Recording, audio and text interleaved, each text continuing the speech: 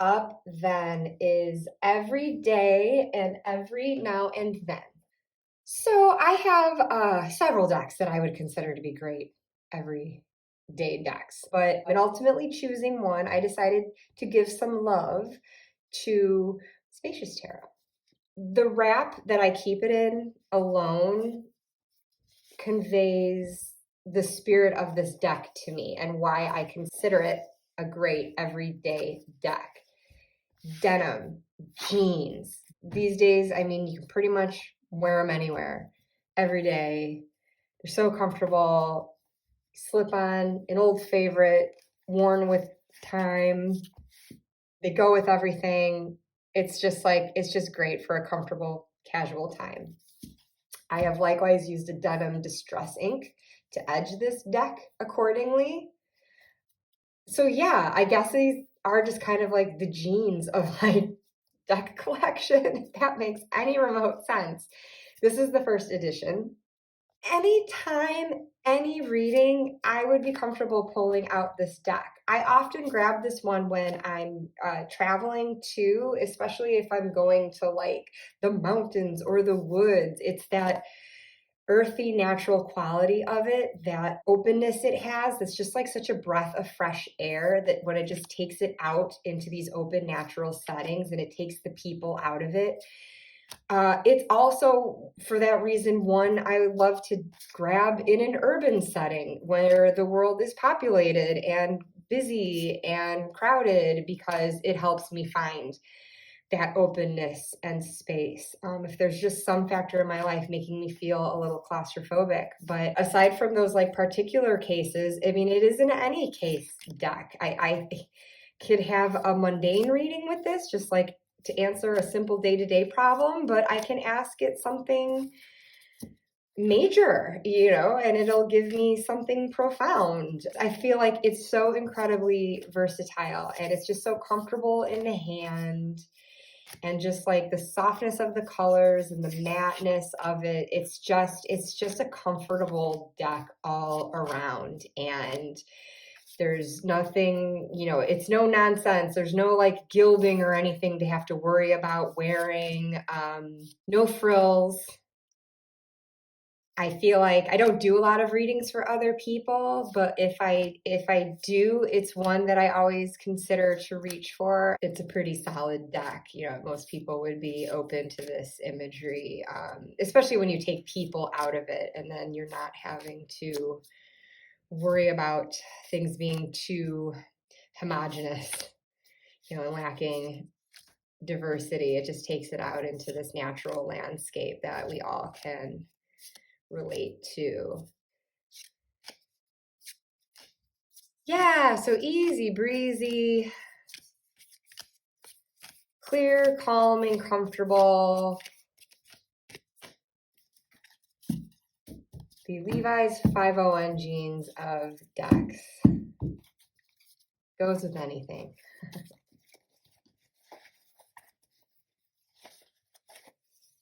So now, as an every so often deck, two that like quickly came to mind to me for this are the Margaret Peterson, and I decided to not go with that one because Marlena, who started this tag, used that one, so I thought I would go with something different.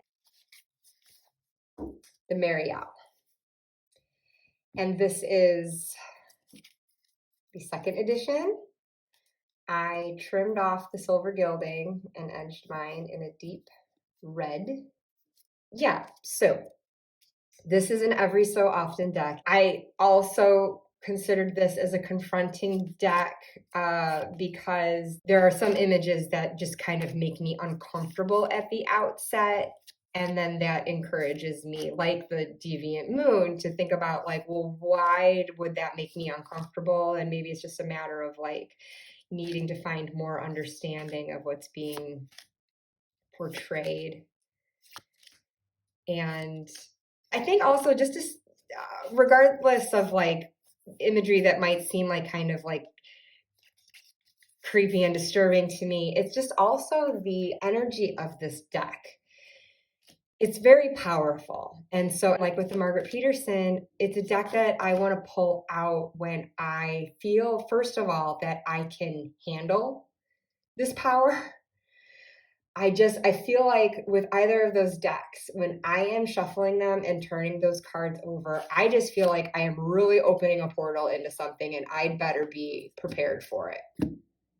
It is not, neither deck is one that I'm going to use to figure out like, what should I focus on today? How can I find better balance in my daily activities? It's not going to be that. These are going to be the bigger, harder heading questions, things definitely at like a soul level, maybe even a past life level. This just takes things to that definite higher conscious realm, while there's still this like vibrancy though, and just like the bodily imagery in it and just the fiery and earthiness to it.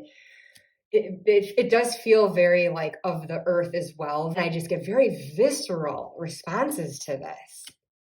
There's just something about this artwork that like grabs me in the gut and just kind of gives it a twist. And I honestly am intimidated by it. And I don't always understand it when I sit with it.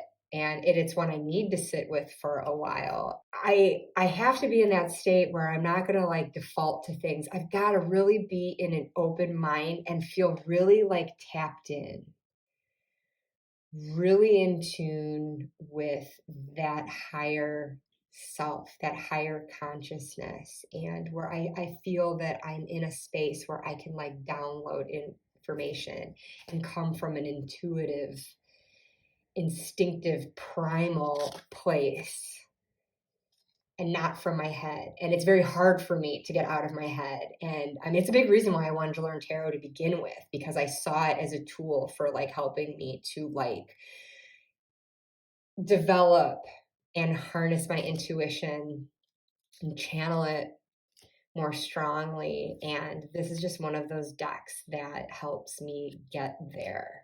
And of course, it's fascinating to read the guidebook as well. I want to know where the artist was coming from with some of these images. There's so much symbolism. I mean, this is up there with like, Terra Volatile and Spirit Keepers to an extent, for just the melding of knowledge and schools of thought in here. But I guess I've hesitated to really dive too much into the guidebook because I'm trying to just get those instinctive messages for my own intuition,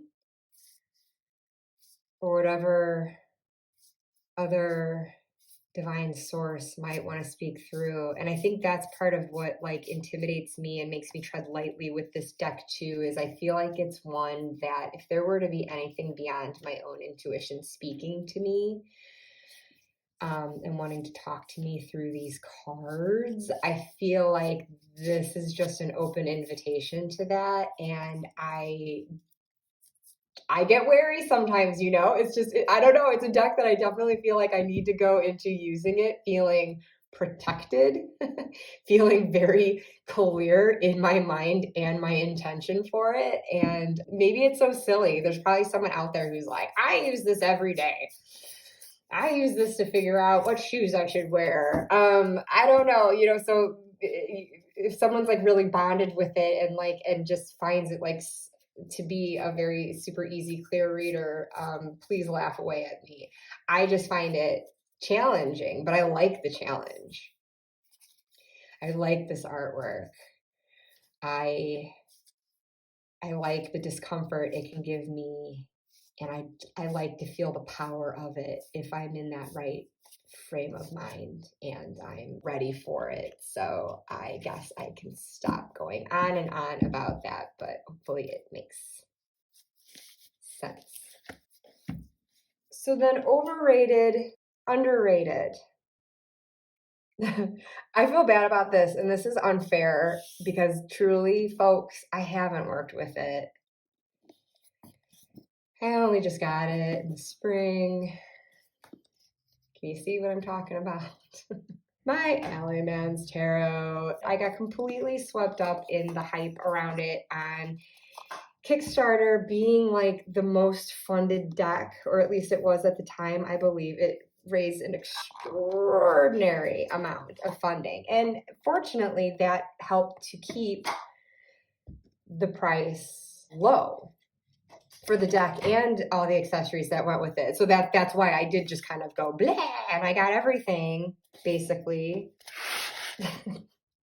Also, I've got all of the expansion packs, because by that point, it's like, why the hell not?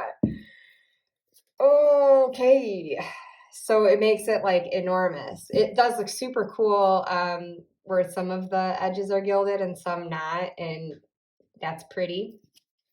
Really cool to see all the different backs too. And I am not saying that there is not value in each of these cards being by different artists. Well, these are two different Fool cards you can choose from, or you can just use it all. I would never use this deck like this. This is everything with the expansion packs. I would never try to use all of them at once. Like, for the traditional cards, I would choose one, the only exception being the death card, because there are a lot of death cards included in here. With the expansion packs, I think there ended up being 13. I did a video on this where I was like going through each of the cards individually and reading their descriptions in the guidebook and understanding Seven's rationale for including each one, because it was basically looking at death, the death card, through a different lens for each one. So yes, you can do that with just the death card. We do it all the time with any basic deck based on the question and the context and if it's showing up upright or reverse. We're finding those different shades of meaning, but I thought it was neat that like you could have those to really like help you focus in on that particular approach to death for the reading. It allows multiple death cards to appear too, because if there's anything that's happening with abundance in life, it's change. So I felt like it was a really fitting card to really emphasize. But anyway, just to continue to lay a few cards out so you see, it is unfair for me to be calling this overrated when I haven't actually done a reading with it yet to know if it works for making those connections between cards. I was talking about directionality before, and not like you can't see that here, but you know, it is trying to see a cohesive narrative when the art is just so wildly different. There's also a whole bunch that are not of the traditional tarot. You have a whole smorgasbord of cards that you can add in, and you can follow the meanings that Seven has given in their guidebook, or just kind of like assign your own meaning to it. So these are more that you can pick and kind of throw in as wild cards in your deck, even without having done the a reading with it all. I think I can pretty much already guess, and I think I pretty much could already guess at the time of ordering all of this, that I wasn't going to use it as a working tarot. I really highly, strongly doubt I am going to read with this deck. It was very fun to get it and pull it out and flip through all the different cards. It's a really neat homage to tarot, for sure, to see how you can have all of these different interpretations, and like having a larger collection and everything. Like, this just gets down to the essence of like why some collections can get large when you want this just like breadth and variety of viewpoints in a deck. I can't say that I got it and felt disappointed. I got it and was just like, cool. When am I going to use this? How am I going to use this? Am I going to use this? Like, truly. So I guess that's my main thing with it. There have been other decks out there where I know each card was done by a different artist. Different collaboration decks like that have totally existed. And I've never been drawn to those because I didn't like the idea of the art being different personally. That was just my personal opinion. So then why do I end up getting this? I think just because it got really hyped up. I still think it's cool though. I don't regret getting it. I feel like for the price point everything was at, because it was so well funded, it really didn't hurt my bank account too much. And I do still have that prospect of experimenting with it, and watch me eat my words and discover that I absolutely love it. And I've got a particular use for it that no other deck could possibly satisfy. I am more than open to the fact that I'll totally change my mind on that. But just the fact that it hasn't like excited me enough to actually work with it. I think that, how about this? It's not generally overrated by the population. It's, I think in my estimation, I overrated it. So yeah. So now for underrated, I am going to pull from one that is right here at my tarot table, this latter part of August. I had also considered Raven's Prophecy and Tarot of the Cat People for this one. But I figure, hey, I've been working with this one this month, and maybe I'm wrong. I don't feel like I'm in a place to say like, well, the community seems to be thinking this. I'm not the one to have my finger on the pulse of the community in the tarot world. Honestly, I can only speak from what I've watched. I really never hear anything about this deck, to the point that it makes me question how I even heard about it to begin with. Did I say it was the Urban Tarot? It's the Urban Tarot, which is worked into its artwork here. I normally don't like if a title is put on the back of cards, but like it's integrated so seamlessly with this design, you barely even notice. I'm not going to say that it's one I work with a ton, but I really like it. I really, really like this deck. It has very urban feeling. It's very much a Valentine to New York City. And you see certain statues and structures that give specific nods to certain places in New York. And just day-to-day aspects like the yellow taxis. And the guidebook will usually indicate if there's a specific place being featured. Like Wealth, the Diamond District in Manhattan. There's just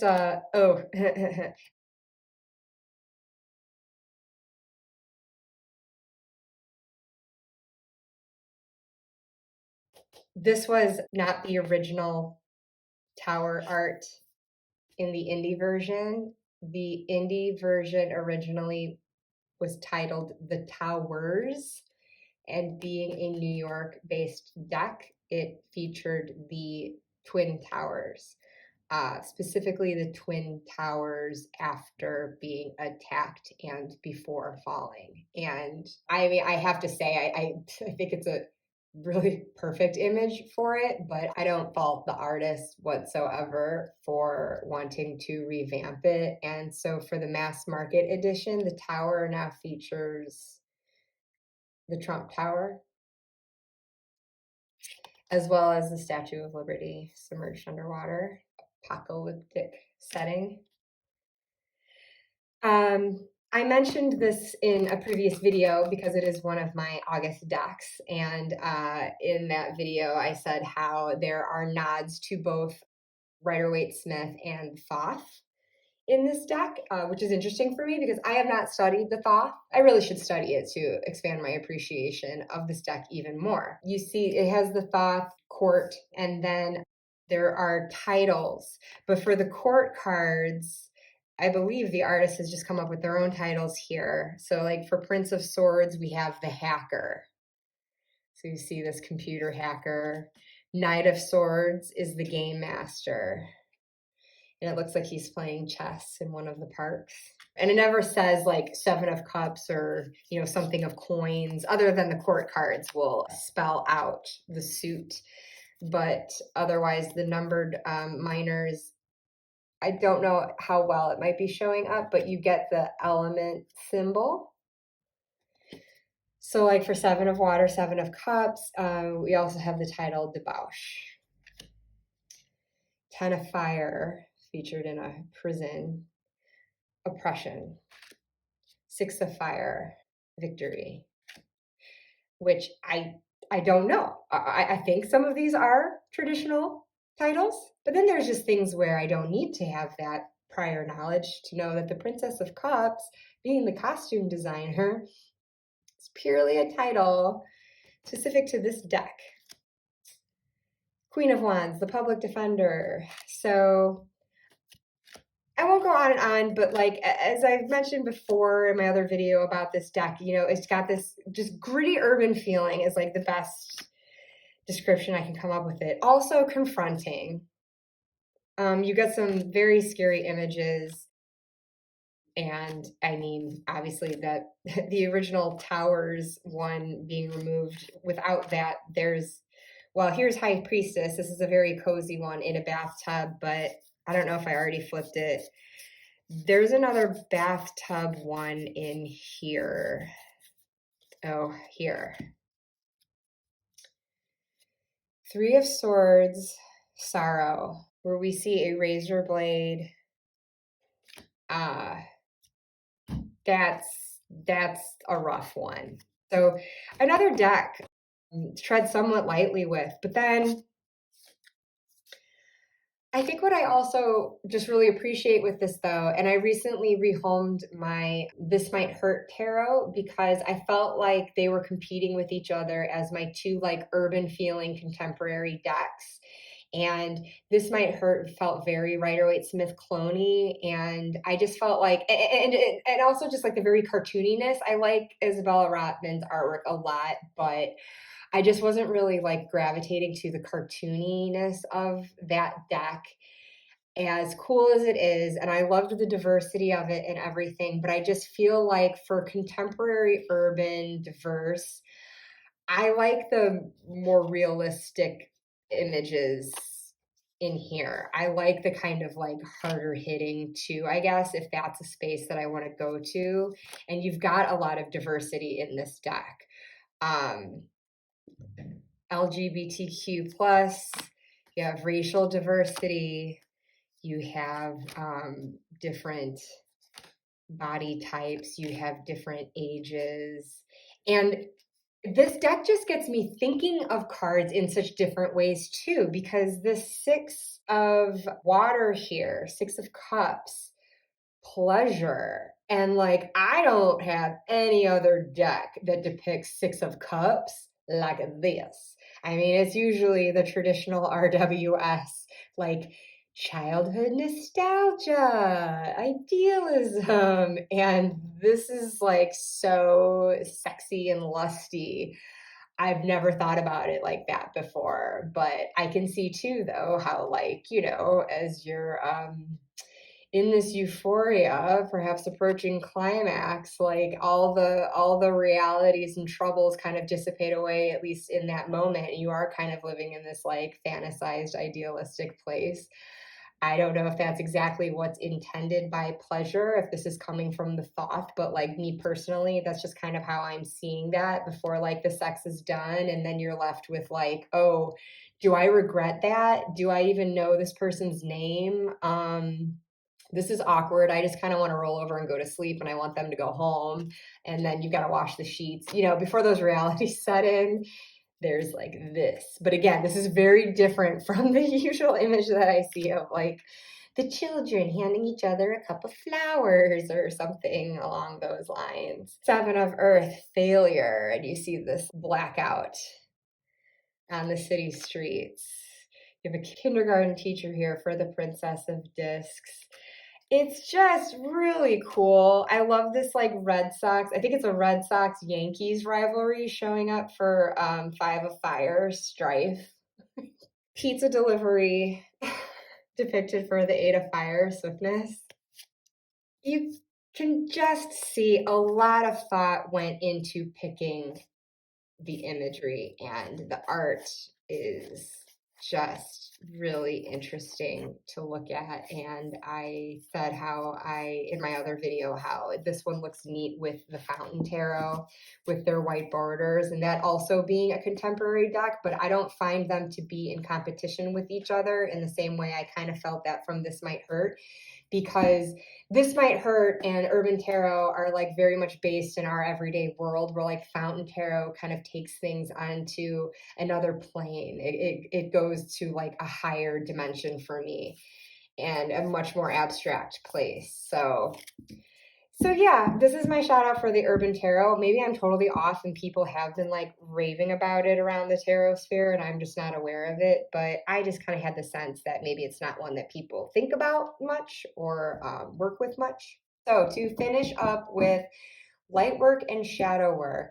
Light work was kind of difficult for me because I feel like any given combination of decks that I have at my table here each week or month, there will be a combination in there that lends itself to doing a light versus shadow reading. So I just naturally tend to pair my cards that way. And it doesn't always mean that that deck is specifically designated, though, as like my light work deck or my shadow work deck. It's just sort of like in comparison with each other, whatever vibe I'm going for that particular week or month. They seem to lend itself best to those qualities. But I guess if I just had to go with like straight up, though, like just looking through the collection, ones I think would be best for that. For light work, I think I am ripping this one off of Marlene. Apologies for that, but I did think it was an inspired selection, and I feel like it makes sense for me as well. But the Fountain Tarot, and I've got this one out on my table already. There is just something in the backing kind of says it all. Like just this sort of, this deck, the images feel like this crystal prism, and seeing how the light refracts and reflects through that. I would consider light work being what I'm very conscious of, but then this kind of taking it up even to that higher consciousness while still having a foot in the mundane world. And this deck is not one I use a whole heck of a lot. I'll admit it. I think I'm just not like generally drawn to like sleek and contemporary. Modern art is not my preference, but I do appreciate it. I do think it's beautiful. This image is to die for. This is probably my favorite card in this whole deck. This Two of Swords. Just, oh, I love that. But yeah, I mean, I don't generally go for super modern, cool, sleek art with very just sort of these like harsher angles and, you know, straight lines. I kind of like my curved corners and soft, textured, cozy feelings. And so there is something that I don't like to use the word harsh. I don't think this deck is harsh. It's just it leans more towards that than what I would normally go for. I'm going back to where I'm a granny. I'm kind of a reincarnated Victorian at heart. So whatever, this is not even like, this is why my video is getting too long, because I keep babbling about things that don't relate to the category at hand. So yeah, so I just don't naturally like go for this kind of like crisper, cleaner look all the time. And I don't always feel like I relate to it, but I do like this deck because I do feel like it does still have some warmth in its coloring. I think there is a softness to it as well. But that being said, there is still this like diamond like clarity to it. There are certain times where, like yesterday, I was just doing a reading with this using Melissa Sanova's air element spread that she features in her Tarot Elements book, which was a follow-up to Kitchen Table Tarot. And for that one in particular, I was wanting to appeal to the element of air because my mind has just felt very like muddied ever since I got back into town. And at first I could blame the jet lag, but that should be well past me now. And so I just feel like really foggy and cloudy and kind of heavy-headed. But I wanted to do this spread and just even like the shape of it in the air element, that upward pointing triangle, just the sharpness of that, and then these cards laid out in that. it was that like piercing light of clarity that I needed to just beam through my brain so that I can just cut through some of this muck and muddle that I feel so steeped within and just get through that, like this light beaming through this darkness. That's what this deck feels like for me. And so I do find it like very useful at times like that. Sometimes I'm not even clear enough to really see things as they are right in front of my eyes. And so just to kind of like illuminate more what is in front of me, what I may have some dull awareness of, and just kind of bring it into clearer focus. That just in a nutshell is what this artwork does for me. And I really like that. It's like, wake up, clear your head, think, sweep those cobwebs out of your little Victorian dark morbid soul, and let's clear this out. Let's open up some windows and let a breeze blow through, eh? That's what this feels like.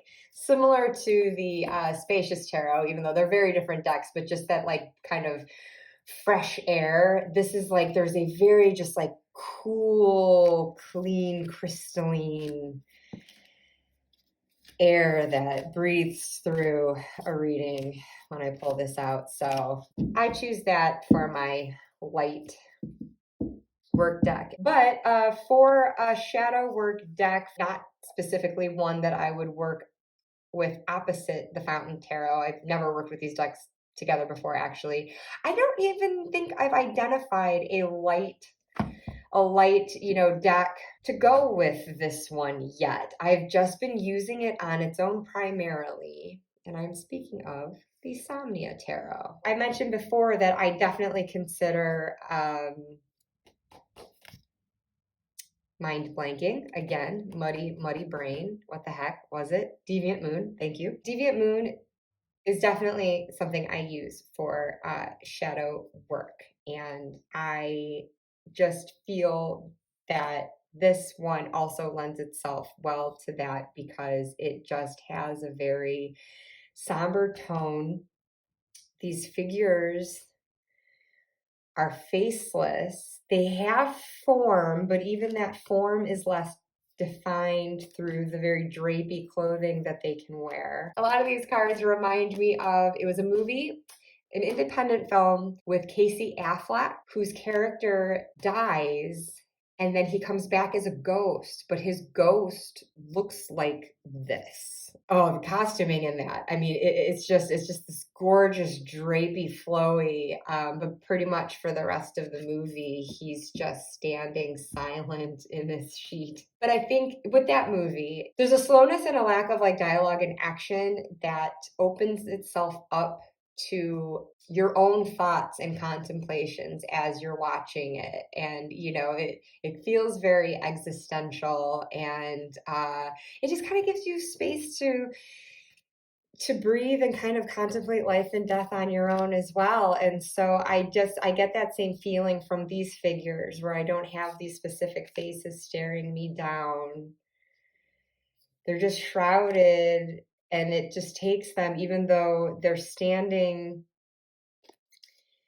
in water, on the land, in the ground, with flora in the background. That's of this world, but this costuming and some other like surreal qualities of the imagery, the way these photos are staged, takes it into another realm. So it just makes this deck feel very liminal. I don't know. There's something just it speaks to my subconscious mind. And therein lies my shadow. So if I'm wanting to tap into that, what I might be like repressing, pushing down, not wanting to acknowledge, this helps that sort of flow up more into the surface. And I don't find it to be as confronting of a deck as, say, Marielle or Deviant Moon or another one that comes to mind in my collection is the Hush Tarot. I don't find it as confronting as those decks, but there's still something kind of jarring. I mean, you see a lot of these images where the women, in this case, her back is probably to us, but there are others where, you know, the hair is very deliberately covering the face and it kind of gives you that Ring horror quality. Or again, just where they just kind of look like ghosts in a very old-fashioned sense of apparitions. You know, there's just something that's just like unsettling enough to kind of take me off my balance in a good way. It's helped me face things that I need to, but it's not so confronting that, you know, I want to look away and I just feel disturbed. And I think like these still waters are how it makes me feel working with it. Like it's sort of lukewarm, still water that I just step by step walk into and gradually submerge myself deeper and deeper into that more liminal space and subconscious realm. And it's been very effective for me so far. So that's my shadow deck choice. Thank you for bearing with me through all of this, for bearing with my broken nail. Sorry, I'm not meaning to stick my middle finger up at you. It just happens to be my middle nail. The middle fingers always take the brunt. They're the things that hit things first when I come in contact. Anyway, enough about that. Thank you, Marlena, for this awesome tag. This was really fun to do. It was really challenging to pull together, and I'm sure I'm going to be second guessing my choices to the end. But whatever, I've locked it in for this moment in time. Those are my choices, and I would love to hear from anyone who's watching and endured this whole long marathon with me. What decks that you have used for any of these purposes, how you would characterize them in your extremes, and can you think of any other like extreme category that you find decks falling within? It'd be fun to hear. So thank you as always, and until next time, my lovelies.